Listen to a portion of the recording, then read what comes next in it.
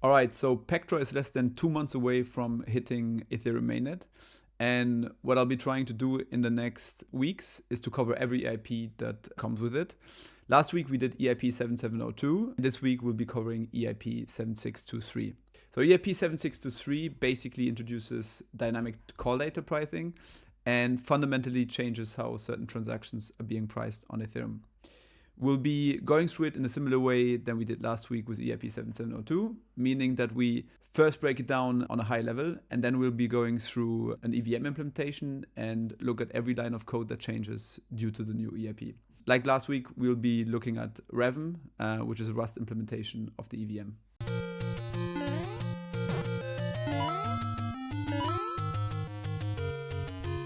All right, so let's start by having a look at the actual EIP-7623 specs. In the title, it says it increases call data cost. But as we'll see, it doesn't actually increase call data cost for all types of transactions, but just in given cases. And that's what I meant when I said it introduces dynamic call data pricing to the EVM. But let's start with the basics. For those that don't know, just very quickly, what call data actually is. Call data is the value that sits under the data field in a transaction, and it kind of identifies the endpoint to call on a smart contract. So it has the function identifier to know what functions to call, and it also contains the values of the input parameters to that function. So this is the first type of use case for call data, but there's a second one, and that second one comes from L2s, which, as we know, L2s like Optimism scale Ethereum's execution by outsourcing it to a centralized sequencer. And usually it works the following way. The user submits a transaction to an L2 sequencer, who then executes it and aggregates multiple user transactions and then posts them on a reliable and decentralized platform in order to make them available. This is what is referred to as data availability, and it really serves the purpose for anyone to be able to access that transaction history and potentially challenge a state change that is being proposed by a sequencer. However, there were a couple of problems that came along with having L2s making the data available in this way. First of all is that call data doesn't scale to the extent that we need scalability for L2s. And second of all, that data kind of then sits within the Ethereum transaction history forever and thereby bloats the state. And it doesn't need to exist forever. It mostly needs to exist as long as it's needed to challenge a given statement given by an L2. And that's why EIP-4844 was introduced, which introduced these new blob transactions that allowed to scale the way that L2s made their data available on Ethereum. All right, so we have seen that L2s have two ways to make their data available on Ethereum. One is using call data, and the other one is using blob data, using these new blob transactions. And that blob data also has its specific fee market, meaning that when demand is very high by L2s to post their data, then that it becomes very expensive. And so this thread from Block Native actually showcased that there was a moment where L2s were overpaying 166 ETH by using blob data in a moment where the blob base fee spiked to 8,000 Gwei, where they could have very easily switched to post their data as call data instead, and thereby save 166 ETH. And now actually I think that most L2s have this implemented, where they kind of opportunistically switch between blob data and call data, depending on what is cheaper for them.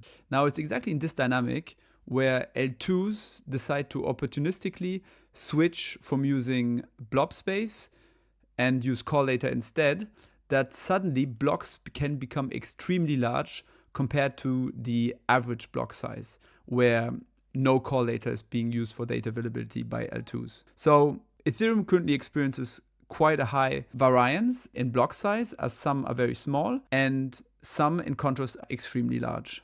And this variance is something very bad for the network, obviously, because sudden larger blocks lead to network congestion because they take longer time to propagate. And it also increases the resource requirements for nodes because they need stronger bandwidth and so on. And so EIP-7623 is a solution to exactly this problem. And it does so by introducing a new pricing for call data. So under the old regime, any transaction would pay 4 gas for any 0 byte in the call data and 16 gas for any non-zero byte in the call data.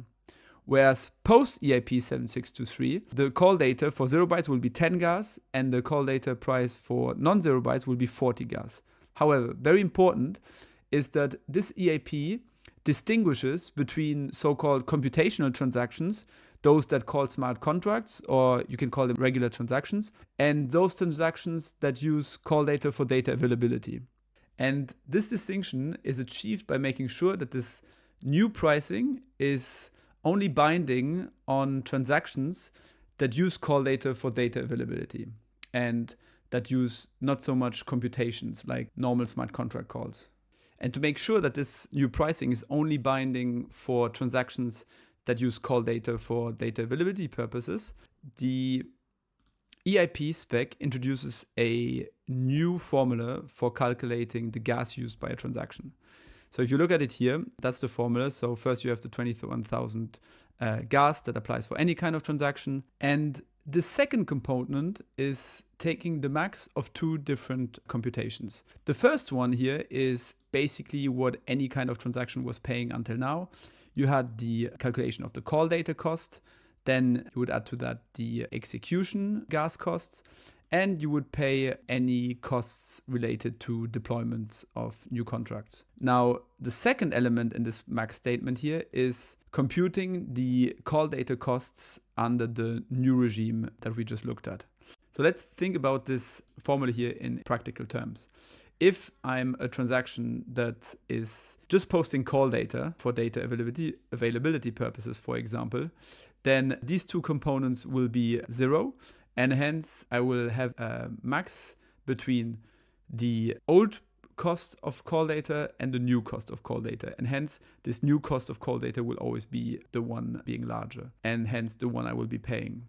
Whereas if I'm a computational transaction, meaning, for example, an ERC20 token transfer, then executions gas used will be the major component. This first element in the max statement will always be larger than the second one, and hence, I will not be affected by the new pricing of call data in any way. Now, also, if you flip this around, you can think of this second element of the max statement as kind of introducing a new floor gas price for any transaction. Because whenever this component here is smaller than the second one here, then this one will be binding. And this is actually how it's being implemented in the EVM. So we'll be looking at the EVM now and look at the code changes, and all of this will become, I think, much more clearer. All right, so I have opened revm in VS Code. Revm, for those that don't know, is a Rust implementation of the EVM. I have added the GitHub link in the description below for those that want to check out the full code base. Now, our goal is to identify every part of the EVM that has changed due to EIP-7623. And the best way to do this here is to actually search for 7623, because we're lucky, because revm usually maintains really nice comments for the reader. We'll be finding all these places by just looking at the comments or the naming of the functions. But I'll filter here for crates, so to narrow down the result. And these search results here should show us everything which is related to 7623. Now, it's important here to understand that revm executes the transactions through various stages, and these happen chronologically in the following order. So first we go through validation stage, then pre-execution, then execution, and then post-execution. So in order to follow the flow of EIP-7623, I guess it makes more sense to look at it chronologically. So we can see here there's one search result within the validation phase. So let's have a look at what happens here. So we have this conditional error return that triggers only if we are post the Prague fork, and that the floor gas that we will be looking at in a minute how it's being calculated. But if you remember the formula from before in the EIP specs, that is probably related. We check if that floor gas is higher than the transaction gas limit that was specified by the user. And this is happening within the context of validate initial transaction gas, which is a method that is being called during the validation phase, and that basically checks if the basic gas cost of a transaction, that kind of includes everything except of the execution costs, is higher than the gas limit that was specified.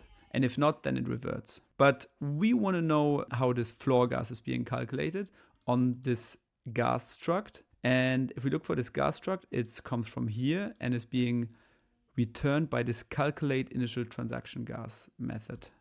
So calculate initial transaction gas is returning this struct initial and floor gas, which has two fields, initial gas and floor gas. Initial gas is nothing new that existed before EIP-7623 and is basically all the gas costs of the transactions that exclude the actual execution. And floor gas is a new field on the struct which includes 7623 specific logic, and we'll have a look at this now. But this initial gas field is basically containing all gas costs like standard calldata cost, costs associated to access lists, costs associated to deployments, costs associated to just being a normal transaction, costs associated to the init code of a deployment, and so on. But at the bottom here, we seeing that there's a conditional that only triggers if we are post Prague, and Prague contains not only EIP-7623, but also EIP-7702, and this is why you see a specific logic here related to EIP-7702 as well within the conditional. But what we are interested in is not the initial gas, but the floor gas field. And the floor gas field is calculated by this method, calculate transaction floor cost, which takes one argument called tokens in call data. So relevant before we move on here is to check what tokens in call data obviously is. And tokens in call data is returned by this get tokens in call data. And what it is, essentially, it is a standardized way to measure call data size that accounts for both 0 and non-zero bytes. So think of it as converting all bytes into 0 byte equivalents. So 0 byte count as 1 token each, whereas non-zero bytes count as 4 tokens each. Because as you know, non-zero bytes cost 4 times as much as 0 bytes. As we have seen before, even on pre-Prague, call data 0 bytes cost 4 gas and non-zero bytes cost 16 gas. So this is basically just a standardized measurement, and it's called tokens in call data. So we pass these tokens in call data to this calculate transaction floor gas cost. And this method basically multiplies this tokens in call data by the total cost floor per token. And this total cost floor per token is the cost of call data introduced by EIP-7623 of a 0 byte. And since these tokens represent a standardized way of 0 bytes, this is why we can simply multiply one by the other here. So let's recap what we have done here in the validation stage regarding EIP-7623. We have calculated the initial gas costs, which is the gas cost of the transaction that contains everything except execution costs.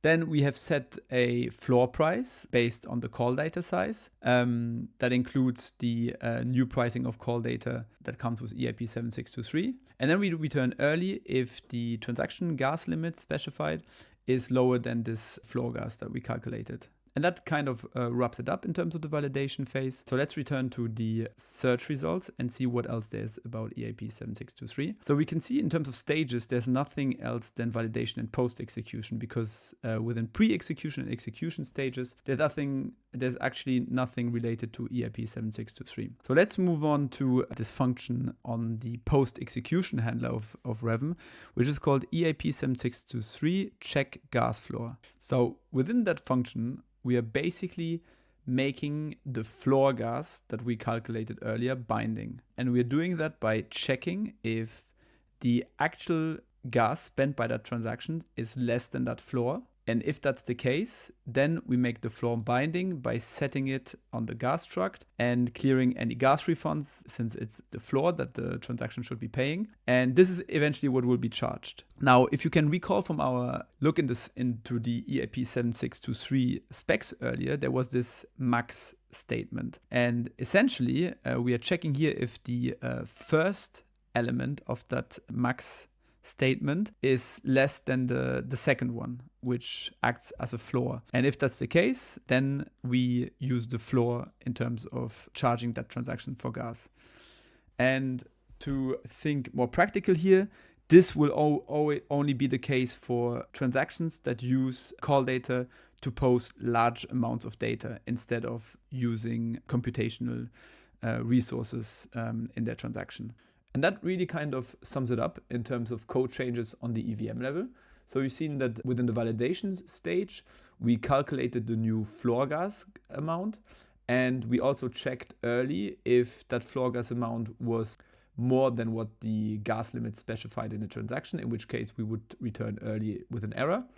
And later on, within the post-execution phase, we made this new floor gas amount binding on any kind of transaction which total gas spend would be less than that amount.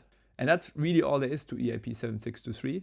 It's really imposing this floor gas amount on transactions which use Ethereum mainly to post call data for data availability. All right, so this hopefully clarifies a few points of the EIP and somehow makes them feel a bit more tangible, because I always feel that way when I look at the code itself. But if you have any questions or if you want to correct me on anything I said, please do so in the comments below.